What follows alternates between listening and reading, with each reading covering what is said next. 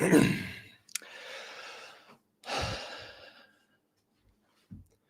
right, brother. Here we go.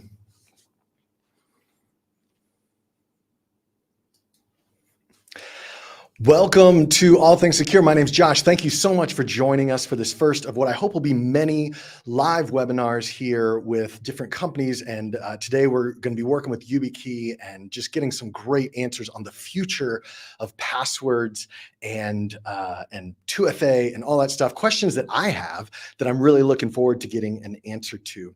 By the way, I just wanted to let you know that if you are interested as we talk about this, you can grab one of those YubiKeys. This is something that I highly recommend. I've got a number of YubiKeys that I keep both on my keychain. I've got so many of these different YubiKeys. You can get $5 off using the promo code ATS Live if that's something you want to do. I also want to say that if you have questions, we are going to have a Q&A time at the end. And so go ahead and leave those questions in the comments, either on Facebook or YouTube, wherever you're watching this right now. And I will try to get to as many of those as I can. And so I want to go ahead and introduce in the gentleman who is going to be joining me here. His name is Chris Streaks. He is a senior solutions engineer with Yubico. Chris, thank you so much for joining me. Josh and listeners, thank you for having me. It's been a pleasure. Absolutely. Yeah, man. How long have you been with Yubico, by the way? This is my 7th year at Yubico. I was employed in round number 30. So it's been really, really interesting going through the motions of seeing FIDO in its infancy all the way up to now and the things that we're doing here with passkeys and other things. Man, you're diving right in because I think that's excellent. One of the things that I think is, as we think about the future of passwords, of passkeys, of 2FA keys, all that stuff, the word that keeps coming up as I'm doing my research is FIDO. It's almost like a dog that just won't is always following me around. Can you give me and everybody else just an explanation of what is FIDO? Absolutely. So FIDO, which stands for Fast Identity Online, is effectively an alliance, a partnership of organizations that all got together to try and improve authentication for the internet. The reason why FIDO is so tightly tied into things like passkeys is based off of a technology that Yubico and Google and others kind of put together called Universal Second Factor, or U2F. This was open sourced and provided to the FIDO Alliance to basically make it something that everybody can use. And that's where the name came from, FIDO U2F, and the evolution of that is FIDO 2. Yeah. So now FIDO is the one, like all of these different companies together are what are kind of setting the standard for what's coming down the line in terms of passwords and passkeys and stuff, right? Absolutely. So very similar to how the internet is based off of this thing called HTML, and there is the W3C that governs how that works.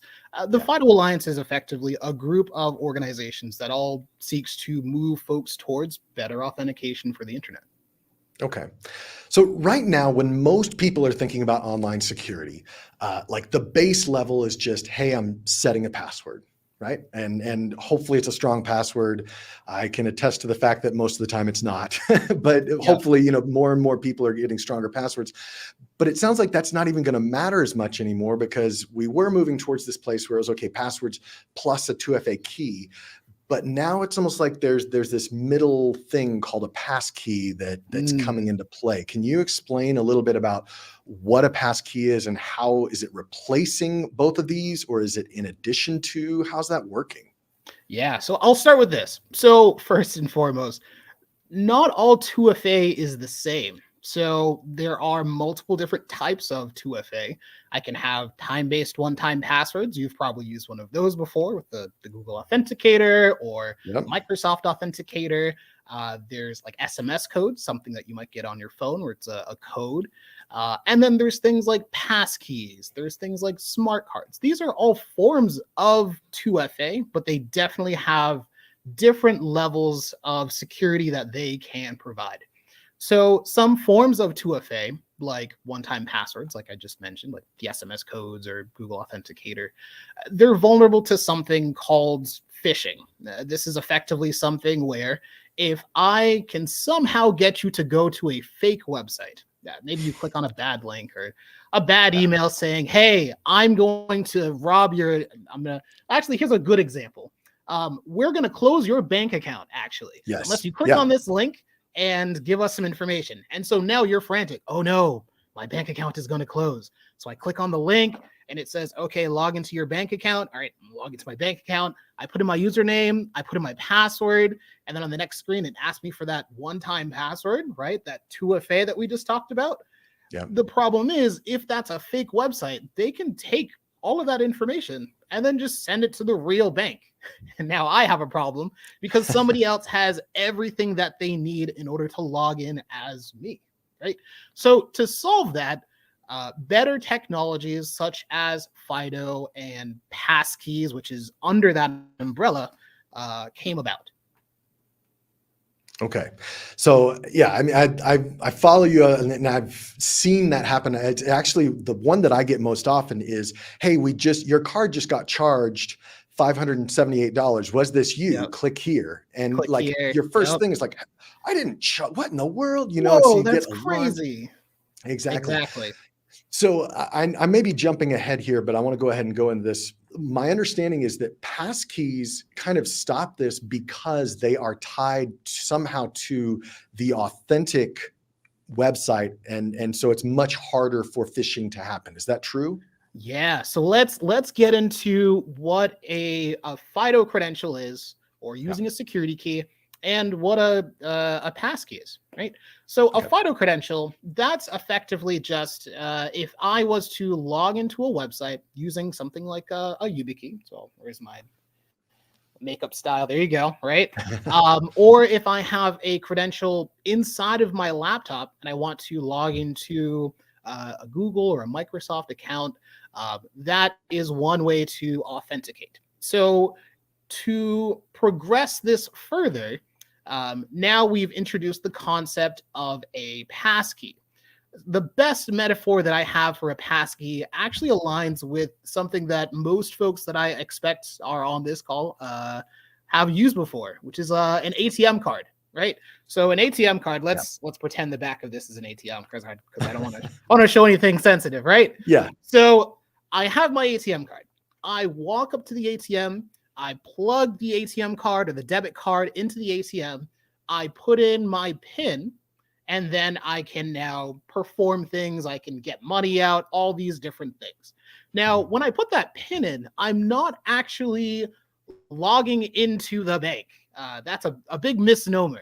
What I'm actually doing is I am unlocking the card, right? I'm unlocking the debit card, and the debit card is then authenticating me into all the banking things that it needs to on the back end.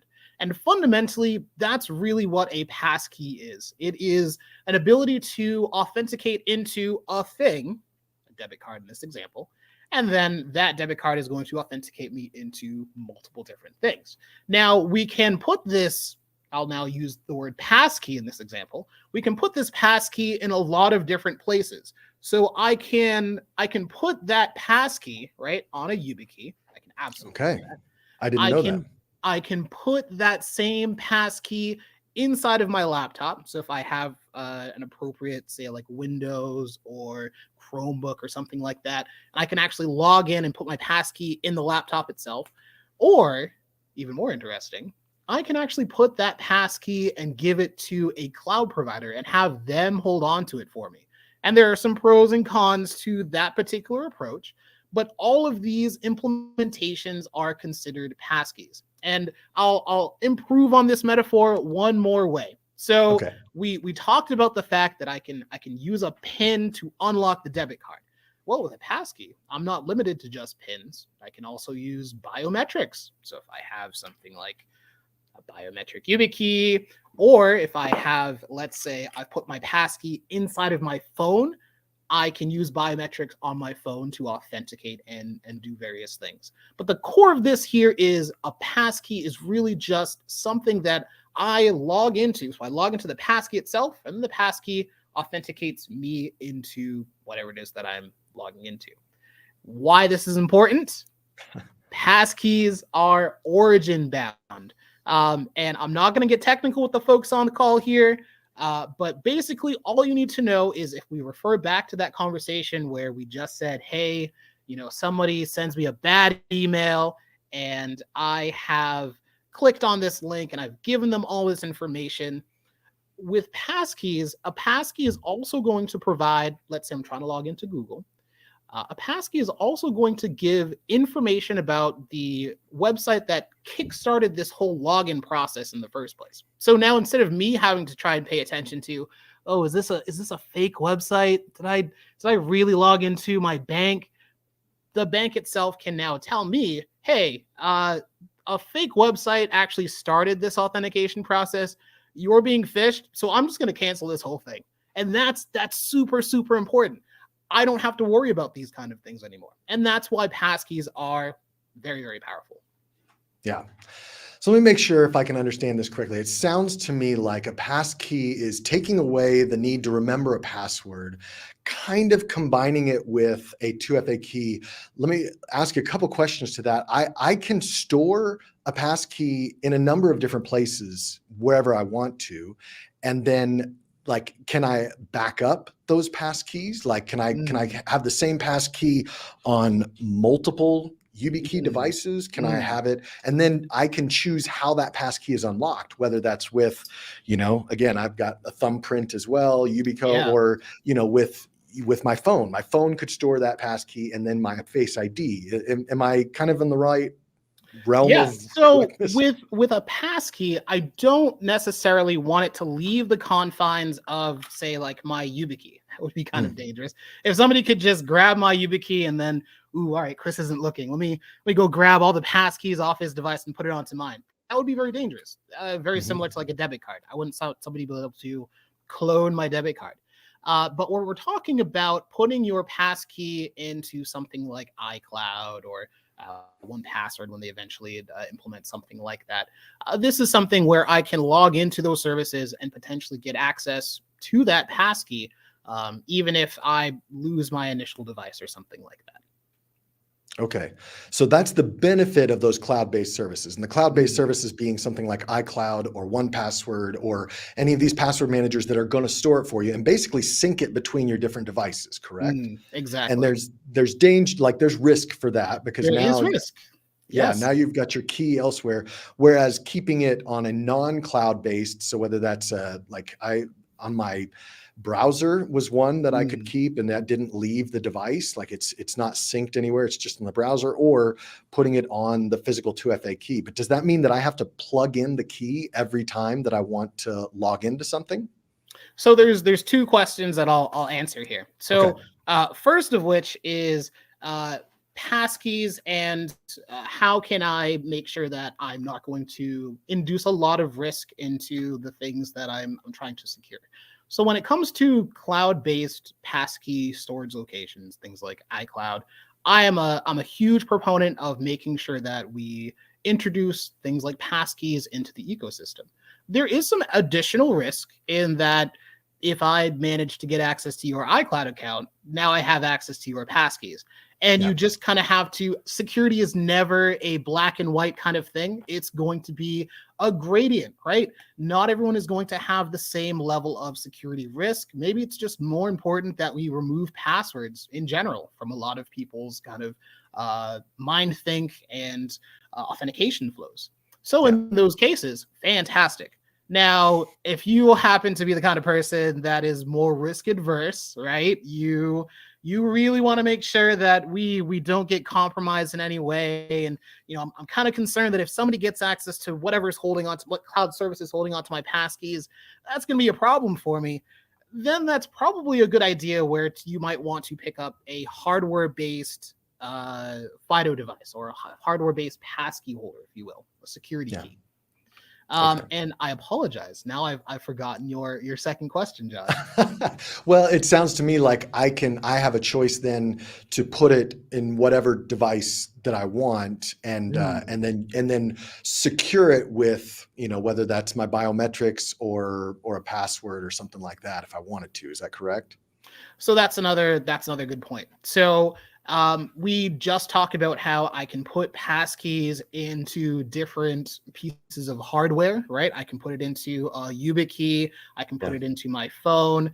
One thing that we should also mention is that when we're talking about putting passkeys inside of something like a phone or a laptop, it's a little bit harder to go from phone to another phone, right? I can't exactly do this and pass my passkeys from one to another, or I can't go from phone to laptop terribly easily because I can't, smack the back of my laptop with my phone, expect that to work. So there are benefits to putting your passkey into hardware like something like this, where I can go from my phone and then I can go to my laptop, something like that. Yeah. All right. I mean, I feel like we could spend a lot of time on passkeys, but I think I want to, move on a little bit just because, there's a lot to unpack there, and maybe we'll have to spend more time later. I've got a couple questions that when I asked people about having, you on here and 2FA keys, there are some questions that kind of came up, and so I want to go through a few of those. First of all, and this is important, especially as we're talking about even putting passkeys on a key like this. When we're talking about hardware keys, how long are some of these keys expected to last? Do we even know? Is there a degradation in integrity there at some point? Absolutely. So it really kind of comes down to the vendor that's making them. I'm a little biased. I won't lie to you, Josh. I'm a little bit biased. Yeah. If you have something like a battery inside of your hardware key, that is obviously going to make the ability of that device to stick around as long as I need it to significantly reduce. That battery over time is going to die on you. If there's a display, that might also cause some issues. Depending on how that hardware is put together, that's going to be an issue. When we're talking about YubiKeys specifically, because of the design, because there is no battery, it's really just going to be down to you not taking a battle axe to this thing and they are extremely tough. We have some really fun kind of examples of customers that we have where one of our customers in Sweden, they lost their keys in the snow during the winter, and then the snow finally melted. Spring came around. They found their keys, and it still worked. So it really comes down to who you are purchasing your hardware keys from. You are definitely going to want to, if you're going to be storing sensitive material on these things, invest in the best level of hardware that you can. Again, I'm biased. I'm going to say it's absolutely YubiKeys, but that is a point that I'll make here. Okay. Another question that I get is, let's say I've set up all of my passkeys or even 2FA on this key right here, and then I smartly decide, wait a second, I need a backup just in case this gets lost or it, more user error more than anything else. How easy is it, or is it even possible to create that backup, or do I have to go in and manually set up everything on both keys? So this is another good question. Now, if we're talking about a hardware device, we are literally storing data inside of this device when we do our registration onto a website. Again, I'll use the Google example just because it's easy. Yeah. So when I want to register my key onto Google, I plug the device in. It's going to ask me to touch the button on the YubiKey when prompted. I go ahead and do so. It might ask me for a PIN, depending on how that's set up. And that's it. Now, I do have to repeat that process for the hardware keys that I have on hand.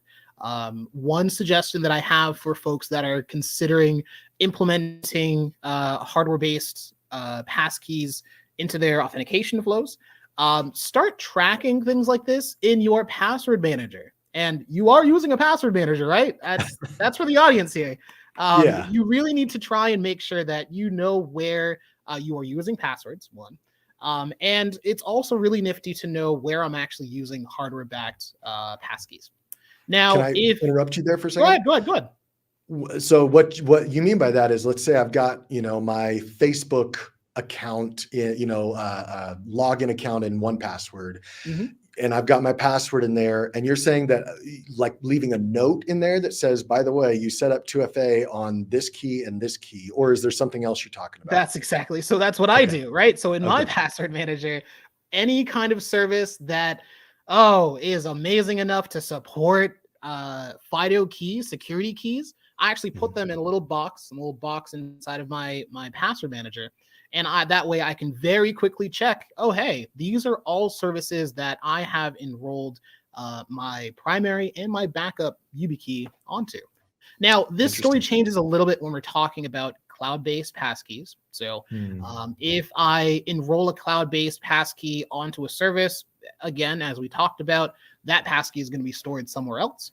And we're balancing the convenience of having easy access to that passkey with the risk of potentially losing access to that passkey if someone were to get access to wherever I'm holding onto those passkeys. Yeah. Would you recommend, because this is something that I noticed when I started using the passkey, or not my key a little bit more for certain other things.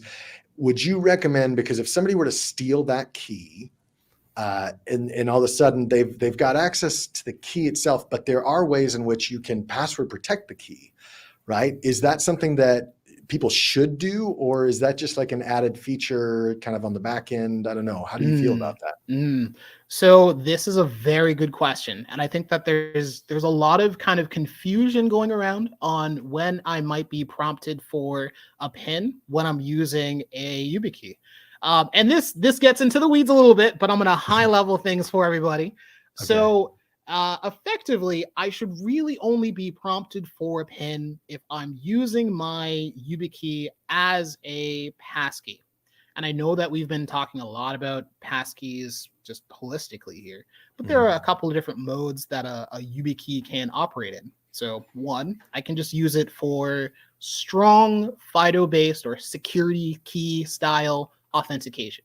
This is a mode where when I log into my bank, Google, right, I'm going to be prompted for my username and I'm going to be prompted for my password, just as I always am. And Mhm. then I'm going to be prompted to plug in my YubiKey and hit the little button on it, right? So in those flows, I'm not going to have a completely separate password or PIN on the Okay. YubiKey itself. I'm just providing the information that I set up my Google account with. Now, if we're talking about passkeys, right? So passkeys are a login flow where I am not going to exchange a password with the thing that I'm logging into. So let's talk about Microsoft, right? You can do this today with Microsoft. That's so cool. So if I go to the Microsoft.com website and I set up my YubiKey as a passkey and I plug that guy in when it's prompting me for a login, it's only going to ask me for a PIN for that YubiKey. And that's local to the YubiKey. Very similar, again, going back to that debit card example, right? I'm Hmm. going to put that PIN in, or biometric, if we're talking about biometrics.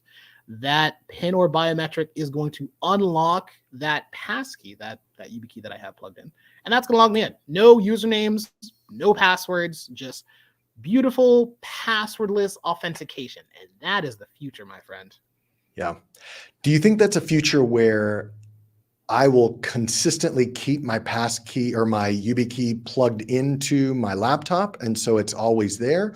Or do you think that, I mean, because I know that poses an additional risk in some cases, or Mm. is it just no, you're always going to have to pull it out and plug it in?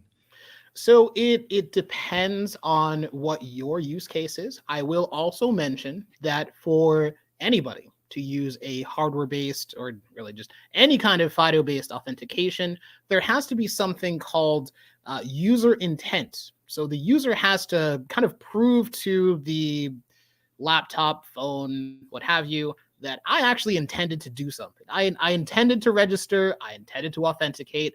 And the way that user intent is quantified, calculated, whatever, is by having you do something to that device. So if I'm talking about a YubiKey, me pressing that little button on the YubiKey Mhm. proves that, Yeah. hey, Chris actually wanted to authenticate. It's not some person in some other location that's trying to hack me remotely because they have remote access.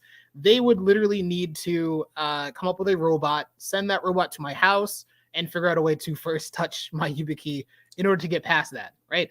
Okay. So that's a very, very good question. You should feel very safe to leave your YubiKeys in your laptops if that happens to be your use case. So, for example, we have, and Josh, you might actually have one of these.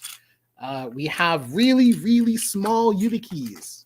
They Mhm. look, God, can I even put that on camera? They look like this. They're super, super small, right? And I leave that in my USB device. And that's a really easy, simple way to just make sure that I always have a key in my laptop. Yeah. That's cool. Well, let's pause for a second. I just want to make sure everybody knows as we're talking about this isn't meant to be like one long commercial for YubiKey, even though obviously both Chris and I are biased toward this, but you can get, if you want to right now, $5 off using the promo code ATS Live. And I would also encourage you, because we're getting to a point now where we're going to be doing a Q&A. If you have questions, you're watching this live, please type those in. I'm seeing a few of these comments and I'm going to try to put these up for Chris. I'm going to start with a question that's been burning for me because I am a YouTuber. Or at least I, do stuff on YouTube. And recently there has been a lot of big YouTubers, Linus Tech Tips, Corridor Crew, like people who I'm worried that I will eventually get hacked as well, where their YouTube channel has been taken over and there's streaming some Tesla, Bitcoin, something or another scam. And when you listen to their stories, they will tell you, I had 2FA enabled.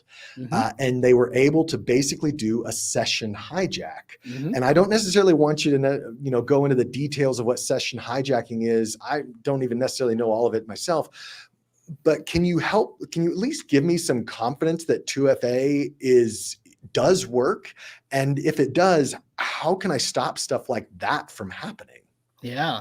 So it's important to kind of moderate your security practices and try to tackle the risks that, as just normal consumers, I can tackle, right? Things that I can tackle. I can make sure that I have a good password. I'm using 2FA. I'm using a password manager. I'm not reusing passwords somewhere, those kind of things. And then there's the other stuff, the stuff that is a little bit more advanced and things that I might have to worry about if I might be a potential victim of a targeted threat. So companies, and I love these folks, Corridor Crew, Corridor Digital, right? Yeah. Linus Tech Tips. They might be vulnerable to more specific types of attacks, session hijacking attacks, like you mentioned. So these are advanced things, and I won't get into it. But basically, there are methods of compromising someone's account by some additional technical bits that might be outside of the authentication flow. So that doesn't necessarily have anything to do with 2FA, things of that nature. But if I have access to your local network and I'm doing a ton of packet sniffing, and the service that I'm using is not securing things on their end appropriately, right? That's not stuff that I can fix. That's on their end. There might be some compromises that I'm going to be vulnerable to. But again, I'll just mention this for the folks and the fans. Do as much as you can as clients, as customers. If the highest level of security that you can get is one-time password, this is going to be a controversial statement. Okay, great. Implement one-time password. Don't just, well, I can only do one-time password, so I guess we're just going to skip that one. Do as much as you can to achieve the highest level of security as possible for a given service. These are your accounts. So if I have access to Fido, because I'm using Google, I'm using YouTube, absolutely enable that. If you have money enabled on a service, if that's how you make your income, I guess I'm speaking to the rest of folks that may have a YouTube channel at this point. Yeah. A security key costs something like $25. Is it worth $25 to make sure that your account doesn't get hacked? If you're not Linus Tech Tips and you can't call YouTube and say, hey, my account is down, it behooves you to consider some additional security practices to keep yourself safe. Yep. All right, let's jump into some of the questions I got here. I'm going to show them here. Some of them I think might be fairly easy for you. Others might require a little more, but let's just go here. Azumi says, how do you log in when you've lost your YubiKey? What do you say to people? Oh, I love this question. Okay, so when you register a YubiKey to a service, I always highly recommend you plan out what your backup strategy happens to be. There are a Yes. couple of different ways you can do this. Personally, you are going to want to make sure that whatever your highest level of security is, so let's say that it is a YubiKey, you want to make sure that your backup is at least to that level or somewhere near it, right? Because I'll use the example of having a really strong bank vault, right? This thing is super, super secure. But if that bank vault has a screen door on the side of it, and I can just run into it and take all the money, what's the point? So your backup always needs to be at that same level. Otherwise, you're gonna run into some troubles. So I do recommend, if you have lost your YubiKey and we're after the point of you having a backup, you're going to have to contact whatever service you are trying to log into and prove to them that you are who you say you are. Preemptively, before you even get to the point of losing a YubiKey, make sure that you have a backup solution in place. Make sure you have that second YubiKey if you've set that up. If we're talking about something like passkeys, that might be a backup solution. Google provides things like one-time codes. So these aren't one-time passwords. These are one-time codes that I can maybe store in a password manager just in case things get absolutely wacky. But this is a good question. It's something we get all the time. And it's something that you should be... Did you try? My watch is asking me questions. It's something that we should be paying attention to before we start setting up some of these multi-factor authentication solutions. Agreed. I think there is a certain responsibility that we take on as users whenever we set up 2FA, which is a good thing, but we need to take responsibility to also set up a backup at the same time. All right, moving on. Are security keys going to be used in the future? And I think that's, I kind of had that question as well. It's like, okay, passkeys, are they going to replace the 2FA key? And I think you've kind of addressed this, but can you maybe more succinctly kind of answer this here? Absolutely. So it's hard to see the future of where a lot of this technology is going to go. I think there's always going to be a need for a really, really high level of security, even when it comes to FIDO. And that may involve completely separating out my security key from something like a platform, something like a phone, right? So in those instances, absolutely. I think security keys are going to be around for a very long time. Hopefully, we see them be as ubiquitous as stopping by 7-Eleven and you can grab a security key. And this is a great way to just make sure that you're secure, and it's going to be as ubiquitous as a car key or picking up something to make sure that I can get into my house. That's what I use it for. And we're going to see great adoption of passkeys, cloud-based passkeys as well. And that's going to proliferate the lessening of passwords throughout the industry. I really, really hope that we see folks using passwords a lot less. I think today, passwords are causing a lot of trouble for a lot of people in terms of getting your accounts compromised, getting locked out of things. Anything that we can do to move folks towards a future where we have less passwords is a good thing. So whether security keys are a part of that journey or not, that's yet to be seen. Okay, great. Let's move on. This is a buzzword that I hear all the time: zero trust security. And I understand kind of the overall, what that means. Is passkeys introducing more of a zero trust where we're not having to trust any one particular company with all of our security? So, this is an interesting question. Zero trust security is kind of segmented in a couple of different ways. So, back like a decade ago or a little bit further, there was the concept of, if I'm on a network, I can trust all the things that are kind of in my little bubble, and I trust the things that are in my bubble. Then we realized, wait a minute, we can't even trust the things that are in that bubble necessarily. And so the concept of zero trust security came into play. So zero trust security is where I make sure that no matter what kind of device you are, even if I kind of trust that you are who you say you are, I'm going to implement solutions that will allow me to perform double checks, things like step-up authentication. One example could be, hey, I have logged into my Google account, and I've been logged into my Google account. I have an existing session, but now I want to make some changes to the security page of my Google account. Whoa, wait a minute. That's something we're going to need to do some step up authentication for. Let's make sure that you are who you say you are. Let's prompt you for your security key or your password before we allow you to make additional security changes. So that's a good kind of metaphor for zero trust security, and we are absolutely moving very, very quickly to it. It's probably one of the more popular forms of security doctrines out there. Yeah. Trust but verify. Trust but verify.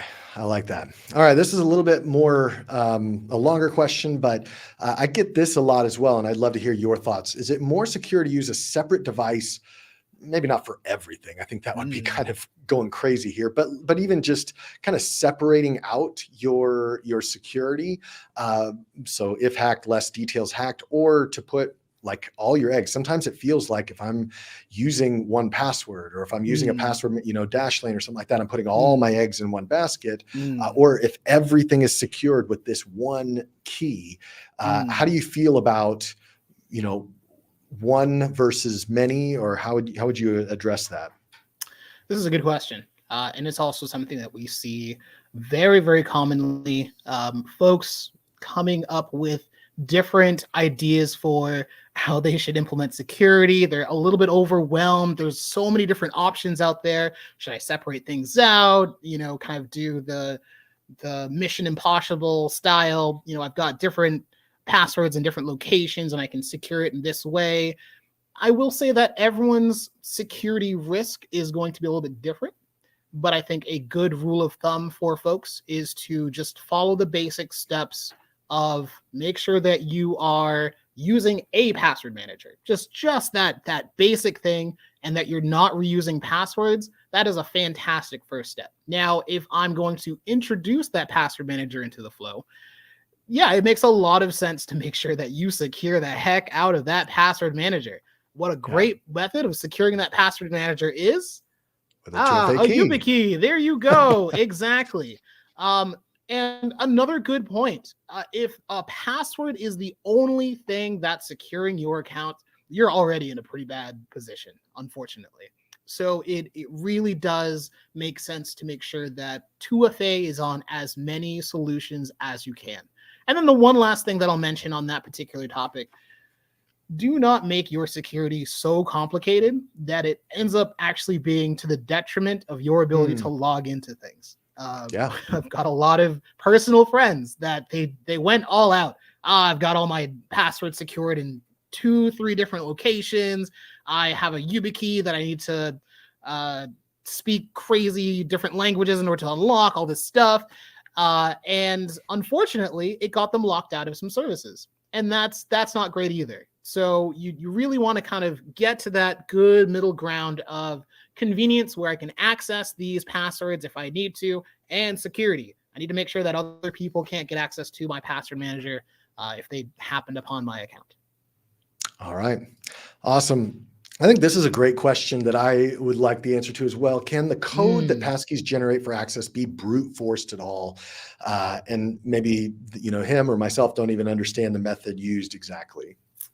Yeah. So again, when we're talking about passkeys, we are utilizing a PIN and we are unlocking a YubiKey. And if we're talking about hardware here, now it's a little bit confusing, and I don't personally agree with the naming myself, but a PIN is not a password. All right. So follow me along with this one. So a PIN is something that I'm going to use to unlock a debit card or YubiKey. It's specifically designed to be local. I'm just using the PIN to unlock the card. I'm not logging into Google, for example. Now, a password is something that I use to send over to Google. A password goes into a form, and who knows where that form is going to go? Who knows if I've put that password into the right form, right? So a PIN really is designed purely just to locally unlock that YubiKey. Now, in terms of being able to brute force a PIN, you'd be really, really hard pressed to do so. So you have a limited amount of attempts that you can make against a YubiKey before it forces you to unplug the YubiKey and then plug it back in. And then you have a limited amount of times where you can do that process before it completely locks the YubiKey and can no longer be used. It would have to be reset in that instance. So you would be extremely hard pressed to brute force a passkey, a YubiKey, unless you use a really bad pin. And one other point that I'll make here, pins can be alphanumeric. So not only is it complicated that a pin is not a password, but a pin, a personal identification number, can use the entirety of your keyboard. So you can have Chris as your pin, and that's perfectly valid. Yeah, here's where I'm worried, Chris, because like even sometimes, I feel like you're doing an excellent job of, here, I'm going to remove this question here for now. You're doing an excellent job of explaining this. And I feel like I've done my reading as well. And I still feel like this is something that is going to be hard to, adoption is going to be slow just because there is a lot of confusion. I don't know if I could get my mom to understand this as well as just set a password and hopefully do 2FA. So like, do you think there's a point coming where everybody's going to have to abandon passwords and move to passkeys? Or if my mom's like, no, I can't do this, are we always going to have passwords as an option? This is a good question. I think that it's going to help if services will provide a great user experience to have their end users just not use passwords. So imagine a flow where I need to sign up for a service and I'm not prompted to enter a password. Maybe I'm prompted to say, hey, would you like to log in with your phone, or would you like to plug your YubiKey in and log in with that? And we're not going to do this whole password thing. You give us your security key and that's that. If we can make the user experience better, that will definitely be a great step forward in user adoption. We're seeing some fantastic strides by organizations like Google, who recently added passkeys to their platform. So for the folks that haven't seen that, go check it out. We've already seen the use of passkeys with platforms like Microsoft. So if you have a Microsoft.com account, you use Office 365 or anything like that, you can use a passkey with that solution. And we're also seeing FIDO adoption with organizations like Apple. So if you are not aware, you can actually secure your iCloud account with FIDO devices. So when we start seeing these really, really big organizations making adoptions for these platforms, we're starting to see more adoption in the financial industries, adoption in the cryptography industries. This is going to start proliferating through the industry more and more and more until we get to a fantastic saturation point. Yeah. But I'll just mention this one thing. User experience really, really, really is key. And if you are considering implementing FIDO into your platform, make it easy and simple for folks to use. Agreed. Absolutely. The one industry that has lagged, I feel like way behind, and I'm not sure I understand completely why. And so I'm going to go ahead and put this question up here. Why do high services like banks, when are they going to start using 2FA keys? Is that coming in the future, or is there a reason that they're lagging behind so bad? Yeah, this is a very popular question. And I love my banks. I work with a lot of different banking organizations. I think the challenges that they have on their end, one and probably the biggest challenge is regulations. So regulations don't necessarily dictate that they must implement a certain style of strong authentication. And until that changes, it can be a little bit challenging, especially for a smaller bank, to add some of these features. There's no money in it. For smaller banks as well, you'll also notice that they're actually utilizing software and applications made by somebody else. And that somebody else hasn't necessarily implemented things like passkeys or FIDO. And so these smaller banks are beholden to whatever that software they purchased actually implements. Now, not all hope is lost. You'll still see FIDO support with cryptocurrencies are really big into making sure that they provide the best possible level of security for their customers. Huge shout outs to organizations like Coinbase and Binance. These folks have supported FIDO for a very long time, and that's great to see. my understanding and my thinking here is they just have a lot more to lose if their customers lose a great deal of trust in them, right? Banks have the backing of federal agencies, and there are longer held standards in the organization, in the world, frankly. And in those instances, banks just, they don't move as quickly. But we are seeing more and more banks start to adopt things on the FIDO end. And I think that's positive news. Bank of America is a great example here. Yeah.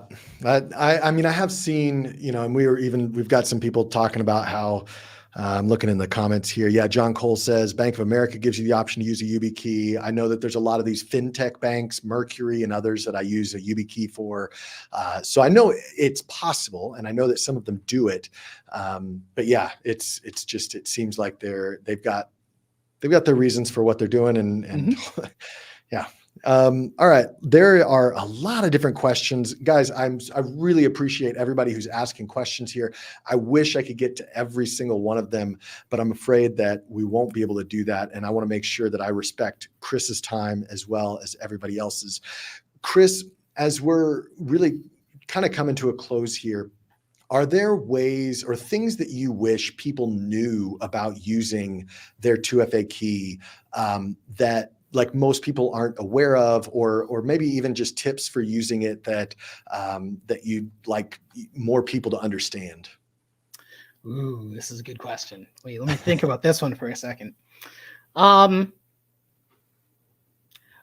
It's not as complicated as you may initially try to make it out to be. And that's not to insult anyone's kind of thought process on, I've got this super complicated key and I need to look up all this information on how this works, and do I have to download this software, and what's this YubiKey manager, and how do I use it with this service?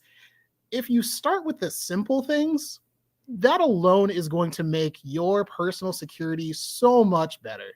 If you start with just your email account, we're talking your Google, your Microsoft account, that's a great way to start. And your email account is basically a massive source of online identity for a lot of your different services. If I can get into your email account, that's not good news, right? I can potentially, get into all kinds of different services. I can just look up, oh, hey, Chris logged into this service, and oops, Chris isn't using 2FA on this service. So now all I need to do in order to get access to that account, since I have your email, all I need to do is go to that service and I click on that little reset password button, and now I can be you. So your email, I cannot emphasize this enough, is one of the most important accounts that you have, period. And if you can just get the email, if you can just get that email account, you are going to be in fantastic shape. If you just use a YubiKey or a passkey in general for your email, I cannot emphasize enough how much better your security, your personal security, is going to be for a lot of different ways. Now, after the password, after the email account, password manager. Secure your password manager with something like a YubiKey. Start using a password manager. That is a great way to start. Stop reusing passwords, for the love of Mike. You would be well, I'm sure you wouldn't be surprised here, Josh, at All Things Secured. People would be surprised to see that their MySpace passwords from 2007 or whatever are being used to compromise their bank accounts, because they still use, their last name with a bunch of numbers after it for their password. That's not great. So start using a password manager. Make it simple for yourself. Keep it simple. Password manager, use a YubiKey for your email account, and things are going to go a lot better for you. Absolutely. I would like to just clarify something, because I've seen this kind of back and forth in the comments here. This promo code ATS Live, for those of you who don't want to end the broadcast. For those of you who don't know, this is only valid for security keys and the YubiKey 5 series. So I think there may be some people that are trying to use this on the FIPS, and that is apparently not. So I apologize for that miscommunication on my part. For most everybody who's not using this on an enterprise level, Chris, you can tell me if I'm wrong here. The security key is great. YubiKey 5 is even better. But I mean, Security Key is just so affordable. The only thing that I wish that Security Key had was just the ability to do the authenticator, time-based one-time passcodes that the YubiKey 5 series can do that the Security Key can't. But I just want to make that clarification for everybody that's doing that. Yeah. So just a quick mention to point. The YubiKey FIPS is mostly for federal folks. If you work with the government, or somebody from the government told you, hey, you need a FIPS key, then you should probably get a FIPS key. For everybody else, you do not need it. I don't have a good metaphor off the top of my head, but just know that the FIPS key is not necessarily for you unless someone specifically tells you that you need FIPS. Yeah. And I love the different tips that you gave of just securing your email as like the base thing, and then securing your password manager, using that password, and then securing it. I had a question. There was a question from Kate Waters that I'll show here, and I'll kind of answer it. But if you want to add anything to it, Chris, you can. Yes, I mean, you can't use a 2FA key everywhere. Like this hasn't been adopted in every single place. And then passkeys, I mean, they're still very much in their early phases. So adoption is going to take time. It will happen. But what I've found personally is, especially for my 2FA keys, the accounts which are most important, banks, notwithstanding, the accounts which have been most important to me, whether that's my social media accounts, investment accounts, email accounts, all of those have accepted 2FA keys. And I have a very good feeling that pass keys are going to be quickly behind, coming right behind that as well. Chris, would you agree with that? You didn't leave me much to say after that. Good Lord. This is why we love Josh. So, yes. Not every service supports passkeys, but also acknowledge that passkeys are very, very new. We're talking a handful of years.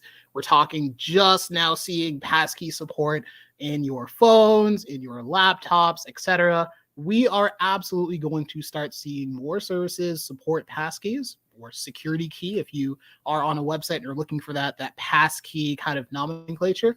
Another phrasing might be Security Key login, right? We are going to see more and more services start supporting this. This is only to their benefit.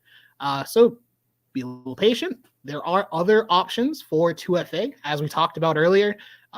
Even if you can't use passkeys, if there is another form of 2FA there, be sure to enable that. Be sure to escalate or elevate your level of personal security on that particular account as high as you can go. It's really on these services to add adoption for this technology so that we can all take advantage of the anti-phishing protections that passkeys provide. Awesome. Well, Chris, you have been just a wealth of information. I'm actually personally going to have to watch this again just to catch some of the stuff that you said towards the beginning, because I'll be honest, passkeys still are kind of a little bit of a mystifier to me. Like 2FA, this 2FA key, I get it, right? Plug it in. It's kind of like, I always call it the deadbolt on my door, right? Where it just makes sense to me. Passkeys have been a little bit harder.